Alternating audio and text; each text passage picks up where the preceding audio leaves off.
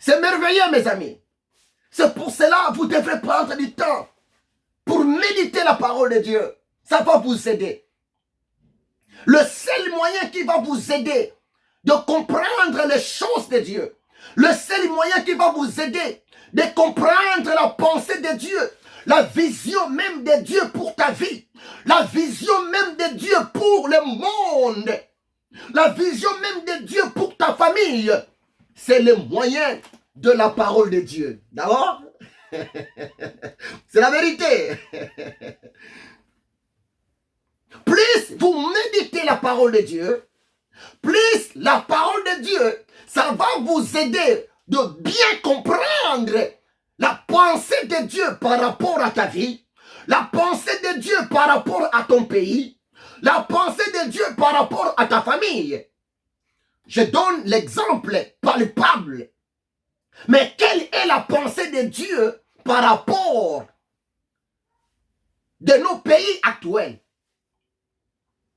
Exemple.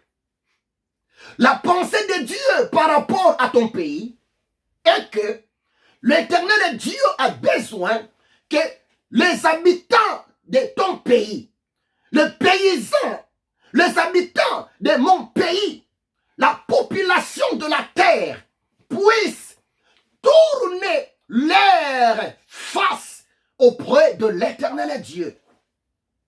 Croyez-moi, c'est la vérité. Et nous vivons dans un moment un peu compliqué.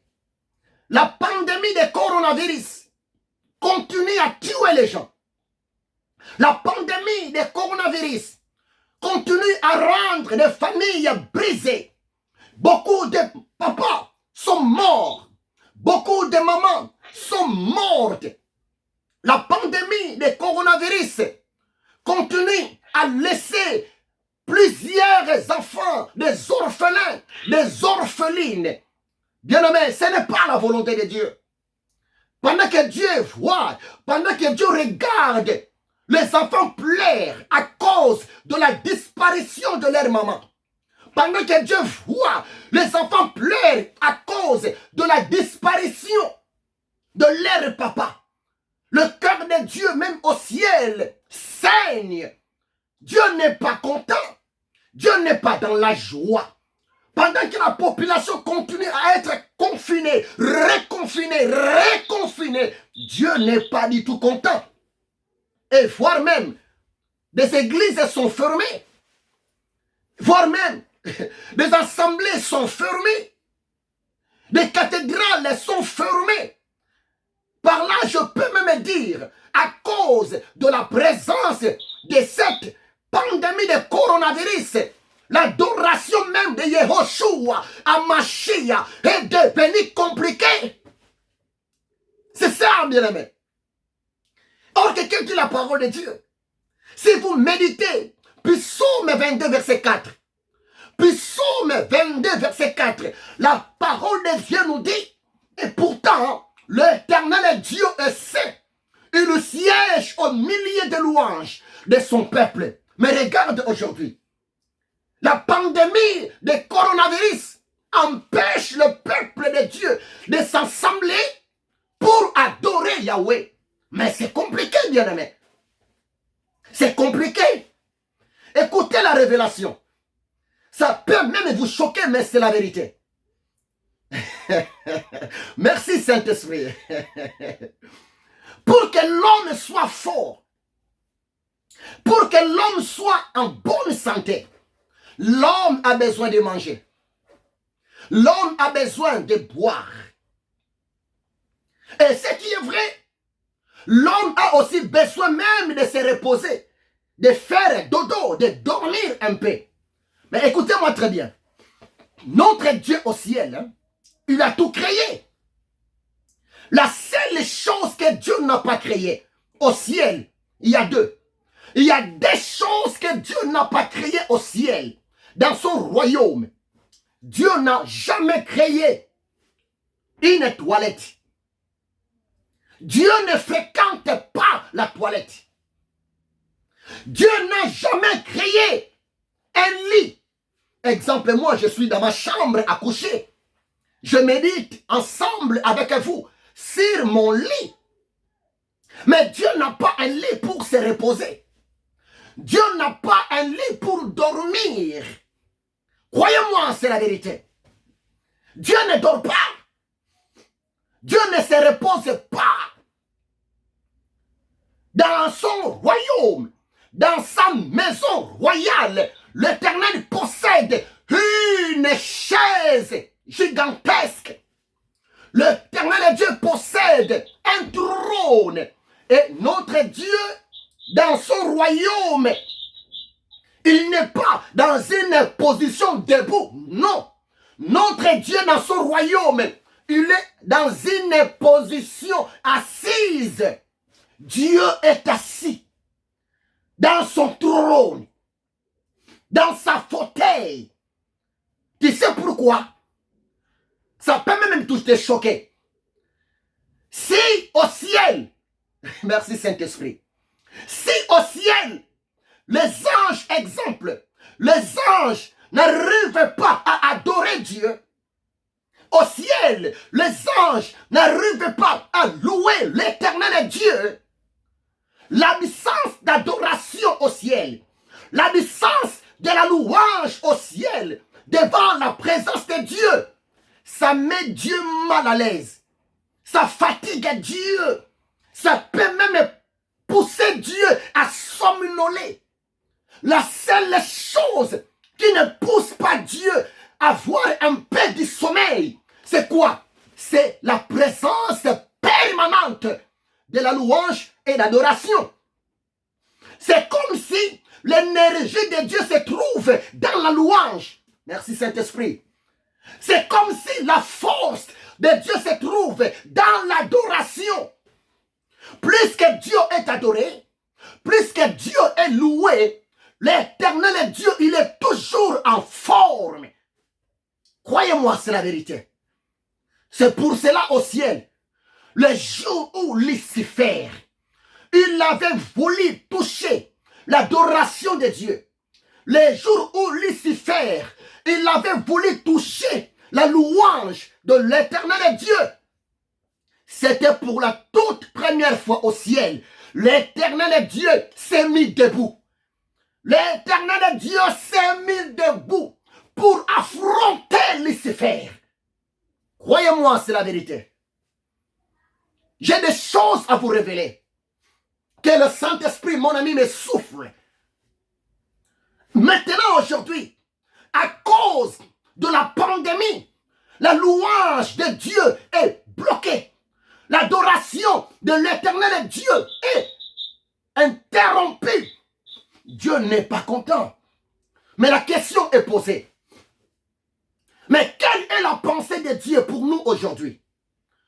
Quelle est l'idée de Dieu pour notre population? Est-ce que Dieu a besoin que les gens continuent à tomber? Non. La pensée de Dieu, si nous voulons expérimenter la miséricorde de Dieu, si nous voulons que cet esprit de coronavirus nous quitte, cet esprit de coronavirus part loin de nous, la pensée de Dieu est tellement simple et facile. Dieu a besoin que le cœur de l'homme puisse retourner envers lui. Par là, je voulais seulement dire, Dieu a besoin que l'homme puisse se repentir. C'est ça, bien-aimé. Dieu a besoin que l'homme puisse commencer à mener une vie de communion avec Dieu. Mais regarde aujourd'hui, l'homme à la place de chercher Dieu, l'homme à la place d'aimer l'Éternel Dieu, son créateur, mais l'homme aujourd'hui préfère adorer les esprits des eaux. L'homme préfère, à la place d'aller chercher Dieu pour sa promotion, d'aller chercher Dieu pour sa bénédiction, aujourd'hui, l'homme préfère d'aller vendre son âme chez le diable, Satan, Lucifer, qui n'a même pas rien créé. Dieu est en colère.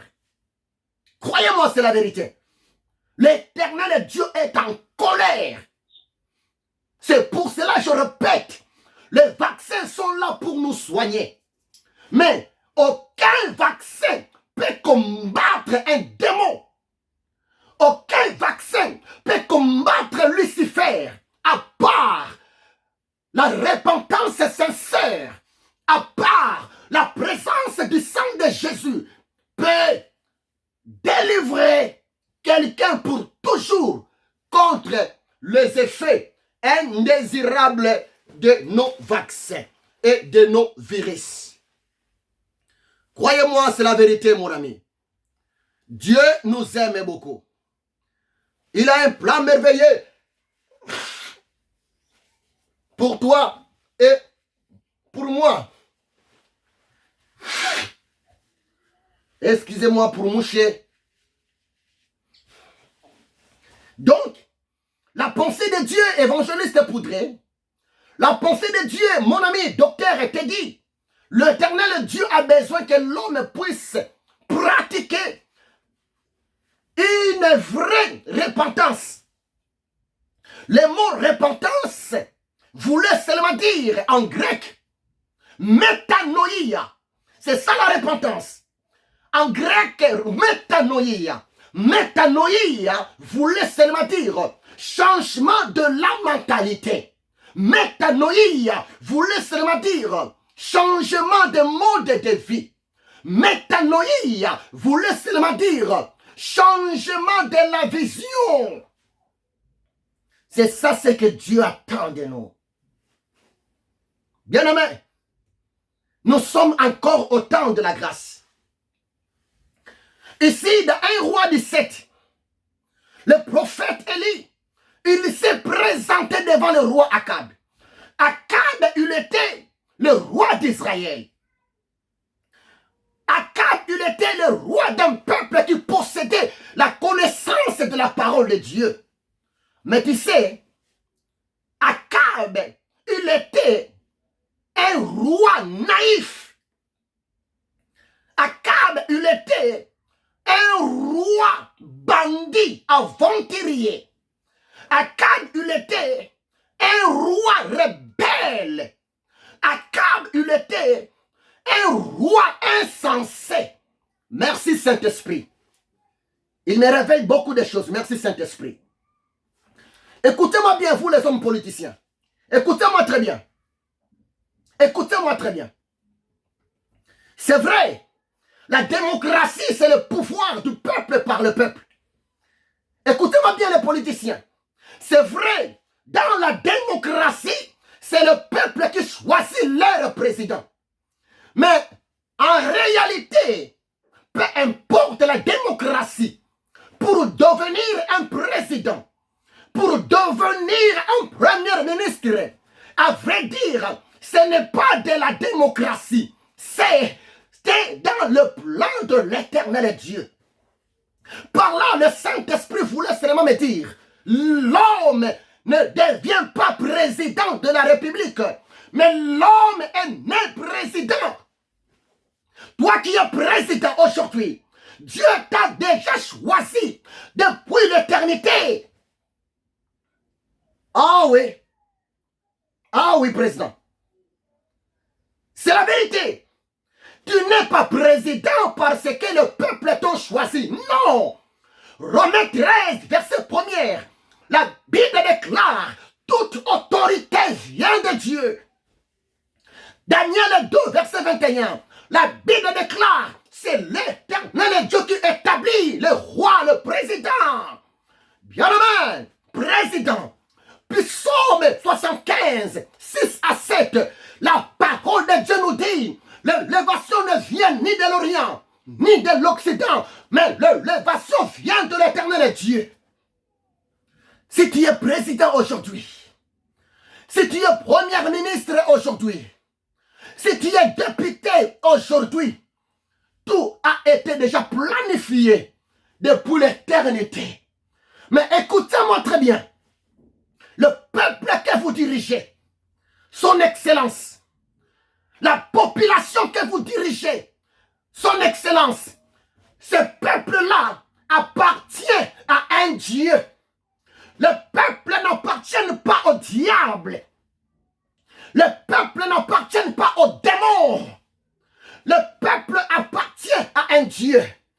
Bien-aimé, mon ami cher président, si tu as besoin de bien finir votre mandat, si tu as besoin d'être à l'aise pendant l'exercice de votre pouvoir, son excellence, écoutez-moi très bien, et tant que l'esclave de Jésus, l'ami du Saint-Esprit, bien-aimé, vous avez besoin de collaborer avec Dieu moyennant ses serviteurs. Crois-moi, c'est la vérité. Crois-moi, c'est la vérité. Que personne ne vous trompe. Pour bien régner, pour bien gouverner, que personne ne vous trompe. Ne faut jamais aller signer un pacte avec le diable. Non. Le diable ne donne jamais la paix. Le diable ne donne jamais le pouvoir. Ça peut même vous choquer, mais c'est la vérité. Le diable est protégé par notre Dieu. Le souffle de vie que le diable possède vient de l'éternel Dieu. Le diable n'a rien créé. Même là où le diable habite, là où les démons habitent, le monde là que vous appelez le monde du ténèbre. Oh, le monde du ténèbre appartient même à Dieu. Ça peut vous choquer, mais c'est la vérité. Le diable n'a rien créé. Satan n'a rien créé. L'éternel Dieu est le créateur de toutes choses, visibles et invisibles. C'est pour cela on a besoin de Dieu. On a besoin de l'éternel Dieu. On a besoin de la présence de l'éternel Dieu. Cher président, ministre, député, s'il vous plaît, collaborez avec les hommes de Dieu. Reconnaître l'autorité de Dieu.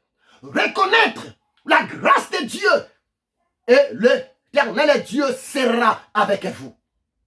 L'éternel Dieu va même épargner votre pays. Parce que la bonne communion de son excellence auprès de l'éternel Dieu va même influencer le pays qu'il dirige. Croyez-moi, c'est la vérité. Ici, dans 1 roi 17, Akab, il était un roi désobéissant. Akab, il avait choisi d'écouter la voix de sa femme Jézabel. Akab, il avait choisi d'être séduit par sa femme Jézabel. C'est vrai. C'est bien d'écouter tout le monde. Mais écoutez-moi très bien. Tout ce que l'homme ou la femme peut te parler, tout ce que l'homme ou la femme peut te proposer, mon ami, si ce conseil-là est au contraire à la volonté de l'éternel Dieu, vous devrez faire attention.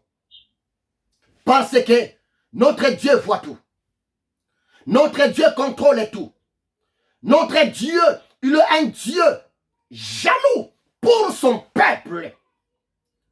Si vous méditez Proverbe 15, verset 3, la Bible est claire. Proverbe 15, verset 3, la Bible déclare: le regard de l'éternel Dieu est en tout lié pour regarder la conduite des méchants et la conduite des justes. Bien-aimé, Akab était influencé par sa femme. Akab, il était un roi lâche. Akab, il avait suivi la voie de sa femme. Or, la femme d'Akab, Jézabel, ne craignait pas Dieu.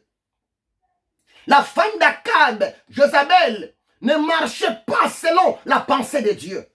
La femme d'Akab, Jézabel, ne respectait pas la présence de l'éternel Dieu au milieu de son peuple. Le roi d'Akab, Jézabel, elle avait influencé Akab. Et Akab commença à pratiquer de l'idolâtrie. Je peux te poser la question, mais c'est quoi l'idolâtrie? Qu'est-ce qu'est l'idolâtrie? En un mot, l'idolâtrie, c'est l'action d'élever, c'est l'action de glorifier, c'est l'action de louer une créature à la place du créateur Dieu. C'est ça l'idolâtrie. L'idolâtrie, c'est le contraire d'adoration. L'adoration, c'est le contraire d'idolâtrie. Bien-aimé, le roi Akab commença à pratiquer de l'idolâtrie. Le roi Akab commença à adorer des statuettes. Le roi Akab commença à invoquer les démons, les esprits diaboliques et démoniaques. Selon lui, pour avoir beaucoup de succès, le roi Akab commençait, sous l'influence de sa femme, à invoquer la sirène des eaux. Le roi Akab, sous l'influence de sa femme, il commence même à invoquer Belzéboul. Et jusqu'à tel point, le roi Akab a complicité avec sa femme. Les deux ont même poussé l'Israël d'aller pratiquer de l'idolâtrie. Et Dieu n'était pas content, bien-aimé. Dieu n'était pas content, mon ami. Le cœur de Dieu était triste. Le cœur de Dieu était vraiment déchiré. Et Dieu était en colère. C'est pour cela Dieu, depuis le ciel, l'Éternel Dieu commença à parler à son prophète. Le grand prophète. J'aime beaucoup cet homme. L'Éternel Dieu commença à parler à Élie. Et Dieu, avant d'agir, Dieu, avant de clater sa gloire, la première des choses, l'Éternel Dieu a toujours de l'habitude d'envoyer une parole. L'Éternel Dieu, avant d'agir, l'Éternel Dieu a toujours l'habitude d'envoyer un message. Oh, bien-aimé, souvent si Dieu a besoin de bénir, si Dieu a besoin d'élever, souvent l'Éternel Dieu envoie toujours son message. L'Éternel Dieu a l'habitude de donner une promesse. Et souvent, si l'Éternel Dieu, il a besoin même de frapper, de maudire, souvent, l'Éternel Dieu envoie toujours un message d'avertissement. Bien-aimé, ici le prophète Élie, devant le roi Akab, il était allé pour parler, donner un message de menace, un message d'avertissement au roi. Le roi qui était à la tête du peuple juif. Le roi qui a poussé les juifs à pratiquer de l'idolâtrie. L'homme de Dieu, le prophète Élie, parla à Akab en disant que les jours qui viennent, les années qui viennent, voire même, vous allez expérimenter une sécheresse. À partir d'aujourd'hui, l'Éternel Dieu m'a envoyé de te dire, de te parler, la pluie ne tombera pas. Et la terre sera complètement sec. Tu sais pourquoi? C'était à cause de l'idolâtrie.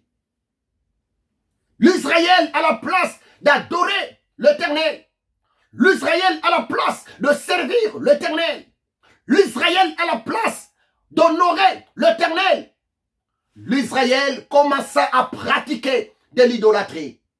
L'Israël commença à invoquer les esprits diaboliques, démoniaques, en complicité avec leur roi Akab, sous la domination de la reine Jézabel. Et Dieu n'était pas content. Et Dieu voulait frapper l'Israël. Dieu voulait frapper le roi Akab. Dieu voulait frapper la reine Jézabel. D'abord, Dieu s'est décidé par la voie de la sécheresse. Mais l'Éternel est Dieu. Avant d'accomplir sa menace, l'Éternel est Dieu. Il avait envoyé son prophète. Oh bien-aimé, le monde est maintenant dans les chaos. Le monde maintenant dans les troubles. Le monde est maintenant sous menace. Tout cela, c'est parce que l'homme a oublié Dieu. Tout cela, c'est parce que l'homme n'adore plus Dieu en esprit et en vérité. Et bien-aimé, le prophète Élie était obligé d'aller annoncer l'ainsi de l'Éternel au roi. Bien-aimé, le roi Akab n'était pas vraiment sage. Parce que dans la Bible, il y avait aussi un roi. C'était le roi Ézéchias. Le roi Ézéchias, à son temps, il avait reçu le messager de Dieu au nom d'Ésaïe. Dieu a envoyé Ésaïe devant le roi Ézéchias pour dire à Ézéchias que tu vas mourir. Organise-toi. Prépare un remplaçant à ta place. Mais quelle a été la réaction du roi Ézéchias? Ézéchias, il avait tourné la face contre terre. Il avait demandé à Dieu, pitié, pitié, pitié. Il avait même prié, demandé à Dieu de se souvenir de lui. L'Éternel est Dieu, par l'acte de l'humilité, par le signe de la simplicité, par l'attitude du brisement que Dieu avait vu chez le roi Ézéchias. Dieu dira à Ézéchias, je vais encore te donner 15 ans de plus. Tu ne mourras plus. Tu vas vivre encore plus de 15 ans. Mais ici, un roi 17, le prophète Élie, il a parlé, il a prédit de la part de Dieu un message de menace, un message de la punition de Dieu pour Israël à cause du roi Akab.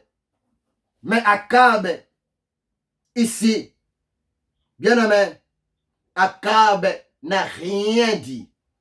Akab n'a rien parlé. Akab, ici, sa réaction était complètement néante. Et si nous voyons la présence de l'orgueil chez le roi Akab, il était orgueilleux. Nous voyons la présence de la vanité dans l'attitude, la présence, voire même du manque du respect dans le cœur de cet homme, le roi Akab. Et Akab a préféré garder le silence. Et l'homme de Dieu, le prophète Élie, il a tourné et il est reparti. Mais si vous continuez la lecture, verset 2 jusqu'à 6, bien aimé, il y a encore de belles choses là-bas, s'il vous plaît. Il y a des choses tellement importantes à comprendre. Un roi 17, Élie, après avoir prononcé de la part de Dieu la colère de Dieu, le jugement de Dieu, N'oubliez pas, bien-aimé, lui aussi, Élie, il vivait dans ce pays-là. Lui aussi, Élie, devrait aussi subir la conséquence de sa prophétie, la conséquence de son message. Parce que Élie vivait parmi les enfants d'Israël. Mais pose-toi la question. Oh, si la pluie ne tombe plus, la sécheresse est là, mais comment l'homme de Dieu allait vivre? Oh, bien-aimé, la vie des hommes de Dieu ne dépend pas des êtres humains. La vie des hommes de Dieu, la vie des femmes de Dieu dépend que de l'Éternel Dieu. Si vous méditez Matthieu 4, verset 4, Jésus dira, l'homme ne vivra pas seulement de pain, mais de toute parole qui sort de la bouche de l'Éternel Dieu. La vie, le survie, la stabilité des hommes de Dieu, des femmes de Dieu, ça c'est l'affaire de l'Éternel Dieu. Bien-aimé, pendant que l'Éternel Dieu envoya son prophète aller annoncer un message d'avertissement, un message de jugement devant le roi Akab, y compris devant la population, le peuple juif. L'Éternel Dieu, lui aussi de son côté, il avait prévu une solution pour son serviteur, le prophète majeur Élie. Mais quelle est la solution que Dieu avait prévue? L'Éternel Dieu, il avait choisi la solution dans un premier temps en utilisant un oiseau. Et l'oiseau au nom du corbeau. Écoutez-moi très bien. Il y a des choses profondes à vous dévoiler, bien-aimés. Si vous lisez bien 1 Roi 17, l'Éternel Dieu parle à Élie.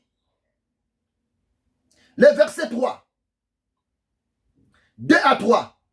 Et la parole de l'Éternel fut adressée à Élie en ces mots.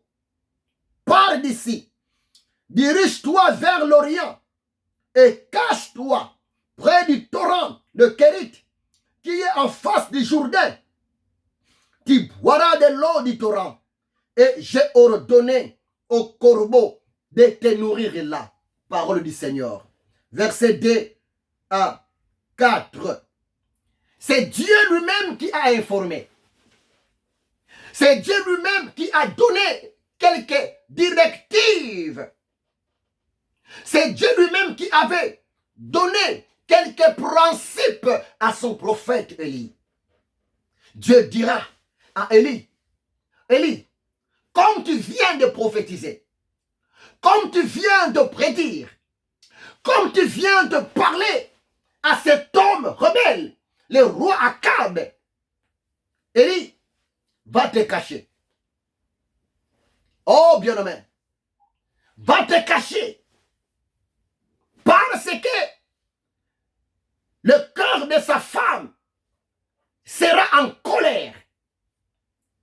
S'il commence à subir, s'il commence de vivre l'accomplissement de ta prophétie, la pluie ne tombe plus, la sécheresse commence à se manifester. Akab et sa femme, les deux, seront même prêts à te tuer. C'est pour cela, va te cacher. Cache-toi. Oh, bien-aimé, tu peux me poser la question. Mais pour nous aujourd'hui, ça signifie quoi? Oh, bien-aimé, l'expression de se cacher, pour nous aujourd'hui, ça signifie seulement d'être toujours dans la présence de l'Éternel Dieu. De développer une communion approfondie dans la vie de prière avec ton Dieu, de rester toujours permanent à la présence de l'Éternel Dieu. Bien-aimé, le Seigneur dira à Élie, pour ce qui concerne ton problème de manger, moi-même, l'Éternel Dieu, j'ai une solution pour toi. Dieu dira à Élie, j'ai ordonné à un corbeau de te nourrir. J'ai ordonné à un corbeau d'apporter chez toi un morceau du pain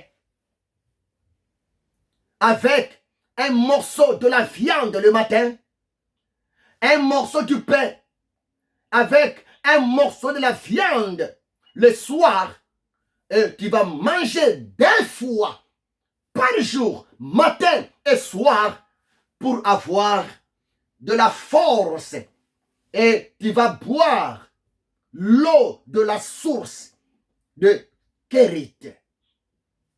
Bien-aimé, Dieu parla à Élie. Je vais utiliser un corbeau. Et le corbeau va t'amener à manger. Moi, je pense que l'Éternel Dieu, il est tellement sage, il est tellement intelligent. Et tant que le Créateur a créé, Dieu, dans sa souveraineté, il avait voulu d'abord préparer la morale, préparer la réaction, préparer l'attitude, préparer même son prophète, le prophète Élie, avant d'envoyer les corbeaux. Parce que le corbeau en Israël est considéré à la lumière de la parole de Dieu. Le corbeau est considéré comme un oiseau impur, comme un oiseau souillé. Mais ce jour-là, l'Éternel Dieu, tant que le Créateur de toutes créatures, dans sa souveraineté, Dieu peut utiliser n'importe quelle créature pour prendre soin de son serviteur et de sa servante. Voilà, bien-aimé. Ici, les corbeaux symbolisent un homme animal. Ici, le corbeau symbolise un pécheur. Ici, les corbeaux symbolisent un homme impur, un homme souillé. Mais tu sais, bien-aimé, qu'est-ce que dit la parole de Dieu? La parole de Dieu nous dit, l'Éternel Dieu est bon. Il fait pleuvoir pour les justes. Il fait aussi pleuvoir sa pluie, y compris aussi pour les méchants. Qu'est-ce que dit la parole de Dieu? Si vous méditez Ecclésiaste 2, verset 26, il est écrit dans la parole de Dieu, le Seigneur donne à l'homme qui lui est agréable la connaissance, la sagesse, la joie. Tandis que l'Éternel Dieu donne même aux pécheurs la santé, la force de travailler, d'acquérir et d'amener, de donner, de partager leurs richesses à l'homme qui est agréable aux yeux de l'Éternel. En un mot, l'homme agréable, la femme agréable aux yeux de l'Éternel, c'est qui? La réponse, Hébreux, chapitre 11, verset 6. La parole de Dieu nous dit, or sans la foi, il est impossible de lui être agréable. Car il faut que celui qui s'approche de Dieu croit que Dieu existe et Dieu est le rémunérateur de ceux qui le cherchent. L'homme agréable, la femme agréable aux yeux de l'Éternel Dieu, c'est rien que l'homme de foi. La femme de foi, c'est l'homme qui a la foi en Dieu. C'est la femme qui a la foi en Dieu. C'est l'homme qui a la foi aux promesses de l'Éternel Dieu. La personne est là, c'est la personne qui est agréable aux yeux de l'Éternel. Bien-aimé, je suis arrivé presque à la fin. À ce temps de souffrance, à ce temps de preuve, à ce temps des troubles, enfants de Dieu, serviteurs de Dieu, servantes de l'Éternel Dieu, c'est que moi je peux te dire, reste toujours dans la volonté parfaite de l'Éternel Dieu. Parce que nous prions, nous servons le Dieu de la provision. Pendant que Dieu donna la vision à Élie d'aller annoncer sa parole, pendant que Dieu donna la vision à Élie d'aller avertir le roi Akab, pendant que Dieu donna sa vision à Élie d'aller annoncer le jugement de l'Éternel Dieu devant le roi Akab à cause de l'idolâtrie, l'Éternel Dieu disposa aussi la provision pour son prophète Élie. Nous servons le Dieu de toute provision. N'ayez pas peur pour votre présent. N'ayez pas peur pour votre demain. N'ayez pas peur pour votre avenir. Parce que Jérémie 29, verset 11, ainsi dit l'Éternel, je connais le projet que j'ai formé sur toi, projet de paix et non de malheur, afin de vous donner un avenir et de l'espérance. Parole de l'Éternel. Élie était soumis à la vision de Dieu. Élie était obéissant à la vision de Dieu. Or, derrière la vision de Dieu, il y a toujours le message de Dieu. Derrière la vision de Dieu, il y a toujours, ainsi dit l'Éternel. L'homme de Dieu Élie, il avait obéi à la vision de Dieu. Il s'est présenté devant Akab pour annoncer l'ainsi de l'Éternel. Parce que Élie, il avait eu la vision de Dieu. Mais tandis que pour sa vie, pour son survie, Élie ne savait pas. Mais après avoir annoncé l'ainsi de l'Éternel, après avoir parlé de la part de Dieu, après avoir prédit la sécheresse de 3 ans et 6 mois, mais ma vie va devenir comment? Bien-aimé, l'Éternel Dieu, il avait déjà prévu quelque chose. Dieu, il avait prévu les corbeaux pour prendre soin pendant un laps de temps, pour prendre soin pendant quelques moments pour la vie de son prophète Élie. Bien-aimé, l'Éternel Dieu, c'est le Dieu de miracles. La présence du corbeau, la présence de cet oiseau corbeau devant Élie, c'était le miracle, le surnaturel de l'Éternel Dieu. Je peux te poser la question. Depuis quel jour un animal, depuis quel jour un oiseau peut donner à manger à quelqu'un? Tu trouves ça normal? Hein, bien-aimé? Même toi-même qui me regarde, même moi-même qui vous prêche, je vois un oiseau corbeau apporter la viande et du pain pour me donner à manger. Bien-aimé, quelle sera ta réaction? Quelle sera notre réaction? Est-ce que tu vas accepter de manger la nourriture portée par un corbeau? Bien-aimé, je pense que tout homme va se méfier. Je pense que tout homme ne va même pas accepter de manger le gâteau, la baguette, la viande portée par un corbeau. Parce qu'un corbeau, c'est un oiseau impur. Et puis laissez-moi vous rappeler, un corbeau, il mange le cadavre. Il mange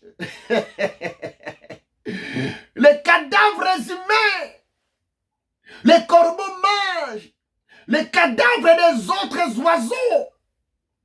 Élie pouvait même dire, la viande que les corbeaux m'apportent pour manger, peut-être c'est la viande humaine. Peut-être c'est de la sorcellerie. Parce que souvent, les corbeaux est utilisé même par des sorciers. Oh, bien-aimé, c'est beau d'être un homme révélé. C'est beau d'être une femme révélée. C'est beau d'être un homme voyant, une femme voyante. C'est pour cela, l'Éternel est Dieu, pour épargner son serviteur, pour épargner Élie contre des préjugés, pour épargner Élie contre quelques doutes, contre l'incrédulité. L'Éternel Dieu lui-même a voulu d'abord prévenir Élie. L'Éternel Dieu lui-même a voulu d'abord avertir, signaler son serviteur Élie. Le corbeau qui va se présenter devant toi, le corbeau qui va venir devant toi avec le morceau de la viande sur son bec, avec le morceau du pain sur son bec. Ce corbeau-là, c'est moi, l'Éternel Dieu, qui l'a envoyé pour te donner à manger. N'ayez pas peur. Prends la viande, prends le pain et mangez. Élie était bien préparé. C'est pour cela, bien-aimé, il est tellement important de demander à Dieu, Seigneur, ouvre-moi les yeux. Seigneur, ouvre-moi les oreilles. Parce que un homme révélé, une femme révélée, c'est une personne qui est à l'avance devant toute réaction. Un homme révélé, une femme révélée, c'est une personne qui n'est pas du tout surprise. Là où les autres s'étonnent, mais l'homme révélé, la femme révélée ne s'étonne pas. Un homme révélé, une femme révélée, c'est une personne surnaturelle. Un homme révélé, une femme révélée, c'est une personne de la 4e dimension. Un homme révélé, une femme révélée ne voit pas de la même manière que les autres personnes. Élie était révélé. Élie était déjà bien signalé par son Dieu. C'est pour cela, Élie attendait les corbeaux avec joie. Élie attendait les corbeaux avec allégresse. La présence du corbeau devant Élie, ce n'était pas l'angoisse. La présence du corbeau devant Élie, ce n'était pas de la condamnation. La présence du corbeau devant Élie, ce n'était pas de la honte, ce n'était pas de l'humiliation, mais c'était au contraire la bénédiction de l'Éternel Dieu pour Élie. Mon frère, ma soeur, Dieu est souverain. Dieu peut utiliser n'importe qui. Dieu peut même utiliser un sorcier pour te bénir. Dieu peut même utiliser un magicien pour te bénir. Dieu peut même utiliser un homme athée pour te bénir. Dieu peut même utiliser un drogué pour te bénir. Dieu est souverain. Il fait ce qu'il veut, à qui il veut. C'est pour cela, nous sommes appelés à être tellement sensibles à la voix de l'Éternel Dieu. Plusieurs fois, nous avons perdu notre bénédiction. Plusieurs fois, nous avons chassé loin de nous notre bénédiction. Pourquoi? À cause de l'aveuglement spirituel. Oh Seigneur, lave mes yeux, Saint-Esprit. Oh Seigneur, ouvre encore mes oreilles. Bien-aimés, nous sommes arrivés au temps de la fin. Or, le temps de la fin, c'est le temps surnaturel. Le temps de la fin, c'est le temps de l'esprit. Le temps de la fin, c'est le temps de mystère. Prépare-toi. Le Saint-Esprit m'a dit de te le dire. Prépare-toi. Il y a un corbeau qui va arriver devant toi. Il y a un corbeau qui va arriver devant moi. Avec la viande. Avec le pain. La viande, s'il vous plaît, ça peut être l'argent. Le pain, s'il vous plaît, ça peut être une porte de business. Mais ce qui est vrai, Jésus-Christ C'est lui qui est l'eau de vie. C'est lui qui est la source pour toi et moi. C'est lui qui est le Dieu de toutes les possibilités pour toi et moi. Bien-aimé, c'est ça ce que Dieu m'a mis à cœur. Par là, j'ai vite compris la victoire d'Élie, le succès d'Élie, la réussite d'Élie, le prophète, dépendait de l'Éternel Dieu.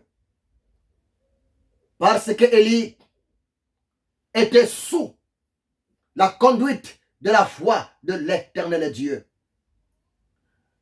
Tous les mouvements d'Élie le prophète, tous ses déplacements, même ses messages étaient sous la vision de l'Éternel Dieu. Mon ami, le temps est arrivé. Nous sommes appelés à écouter l'Éternel Dieu. Nous sommes appelés à écouter le Saint-Esprit.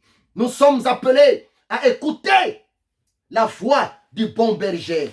Si réellement nous voulons palper le surnaturel dans notre vie.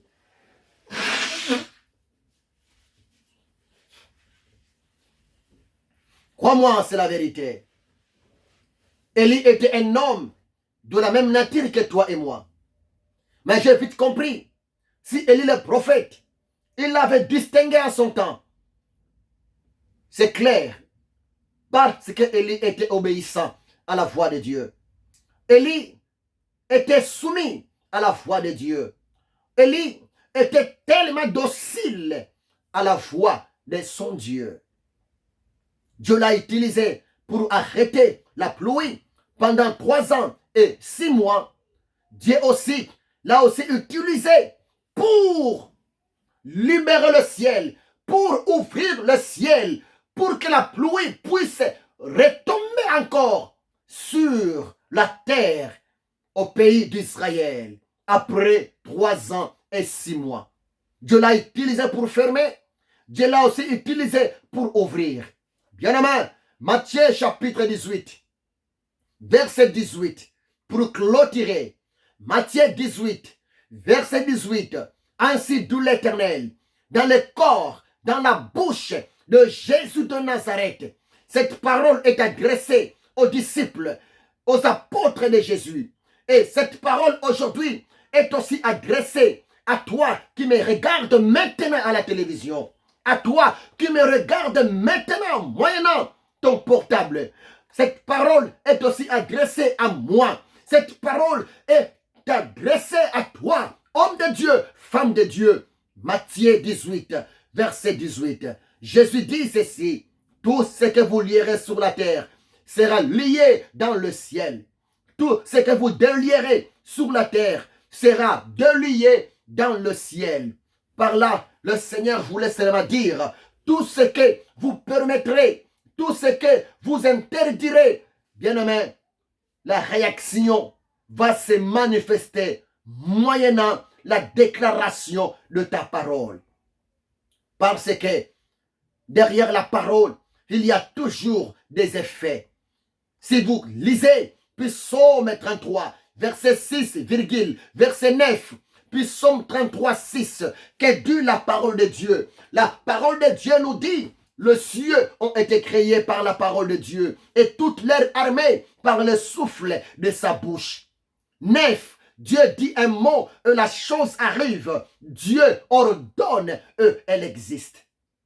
Jean chapitre 1, verset 1 à 3. Au commencement était la parole. La parole était avec Dieu et la parole était Dieu. Toutes les choses ont été faites par la parole. Rien de ce qui n'a été fait sans la parole.